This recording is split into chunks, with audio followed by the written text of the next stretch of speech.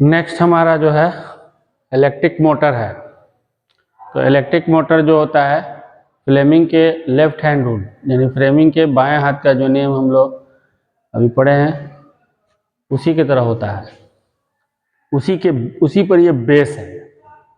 Electric motor का पहले construction जान लें कि उसमें कंस्ट्रक्शन है, क्योंकि आपको अगर ये आएगा तो 5 मार्क्स का आएगा।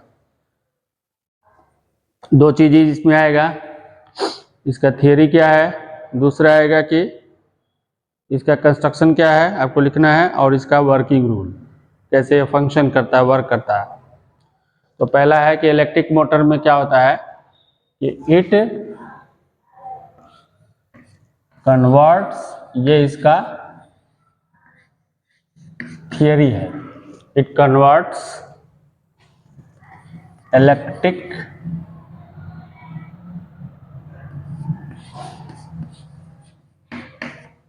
Energy into mechanical energy. यानी इलेक्ट्रिक मोटर का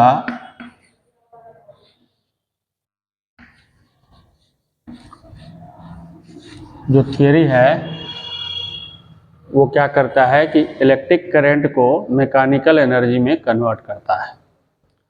तो इलेक्ट्रिक मोटर में क्या होता है कि कंस्ट्रक्शन जानिए,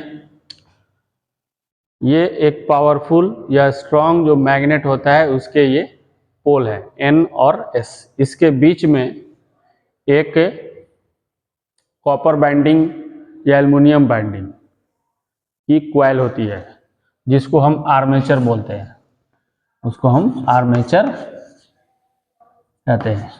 ये कॉइल होती है, इसके अंदर मोस्टली आजकल यूज होती है। बेहतर यही है कि कॉपर बाइंडिंग ही करना बेटर है, कॉपर बाइंडिंग वाला ही खरीदना चाहिए, क्योंकि एल्युमिनियम बाइंडिंग वाले की एफिशिएंसी अच्छी नहीं होती है। तो ये कॉपर बाइंड का एक कॉइल होता है पूरा इस तरह से, और ये होता है नॉन इंसुलेटेड होता है, यानी उस पर इंसुलेशन नहीं है। जैसे आपके यहाँ कॉपर वायर जो यूज़ हो रहा है उस पर इंसुलेशन चढ़ा होता है, प्लास्टिक का कवर चढ़ा रहता है, लेकिन इसमें नॉन इंसुलेटेड कॉपर वायर की एक कॉइल होती है जो दोनों नॉर्थ और साउथ पोल्स के बीच में होती है, और जिससे एक मूविंग एलिमेंट होता है just like two circular cylindrical solid, है ना, सिलेंडर टाइप का होता है, जिस पर दो रिंग होते हैं। ये R1 है और ये अगर R1 है ये R2 है, जिस पर दो ब्रश लगे रहते हैं B1 और B2, और ये दोनों एक दूसरे से कोएक्सियल होते हैं, यानी आमने सामने होते हैं यहाँ पर। अब क्या होता है कि जैसे ही ये बैटरी है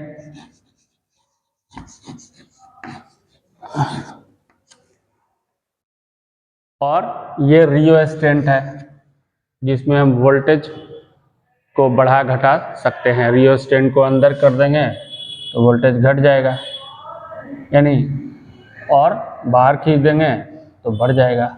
अब स्विच मैंने ऑन किया, यहाँ पर इसमें करंट फ्लो होने लगा इधर से, यानी पॉजिटिव से नेगेटिव होकर ये फ्लो, तो करंट जैसे फ्लो होता है तो इसके केबल से ये इसके अंदर जाता है, ठीक है। तो अब जब जैसे इसमें जाता है इसमें इलेक्ट्रिक करंट पैदा हो गया। तो अब आपने पढ़ा है इसमें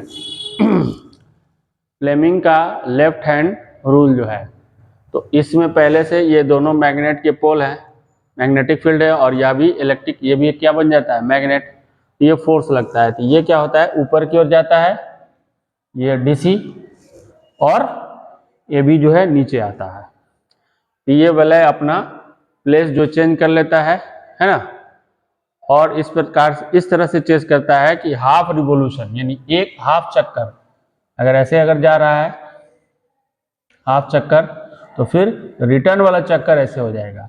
हाफ चक्कर ऐसे है तो रिटर्न वाला ऐसे। इस वजह से ये वन डायरेक्शनल घूमना शुरू कर देता है। जैसे वन डायरेक्शनल ये घूमना शुरू करता है, ये इसका रीजन है सामने होने की वजह से ये वन डायरेक्शनल घूमना शुरू करता है। और इससे अगर हम कोई ब्लेड वगैरह जोड़ देते हैं तो फैन में आप देखिए, ये फैन का एक मेन पार्ट होता है, उसमें ब्लेड जुड़ा रहता है। तो जितनी मूविंग इलेक्ट्रिसिटी देने पर जितनी मूविंग इक्विपमेंट्स या एप्लियंसेज हैं, वो सब में इलेक्ट्रिक मोटर लगा रहता है। आपका फैन हो गया, कूलर हो गया, ठीक है, एयर कूलर, और वॉशिंग मशीन हो गई, जूसर मिक्सर ग्राइंडर हो गया, इस सब के सब में क्या लगा हुआ है, एक कोई ना कोई इलेक्ट्रिक मोटर होता है। तो कुछ मोटर होते हैं कि बैटरी से भी चलते हैं, कुछ मोटर हैं जो इलेक्ट्रिक करंट से भी चलेंगे आपको, क्योंकि उनको ज़्यादा इलेक्ट्रिसिटी का पावर चाहिए। लो पावर वाला आप देखेंगे बहुत सा फैन चल रहा है जो बैटरी से भी चल जा रहा है। यहाँ से मैंने बैटरी दिखाया, इस तरह से ये डायरेक्शन, ये अप गया और ए बी क्या आया, नीचे आया, तो हाफ रिवोल्यूशन, और फिर ए बी इधर आया और अब चला गया डीसी नीचे, तो हाफ रिवोल्यूशन। ये रिंग जो है हाफ रिवोल्यूशन के बाद उसके डायरेक्शन को चेंज करके वन डायरेक्शनल कर देते हैं दोनों रिंग, और एक ही डायरेक्शन में ये रिवॉल्व करने लगता है। क्लियर हुआ?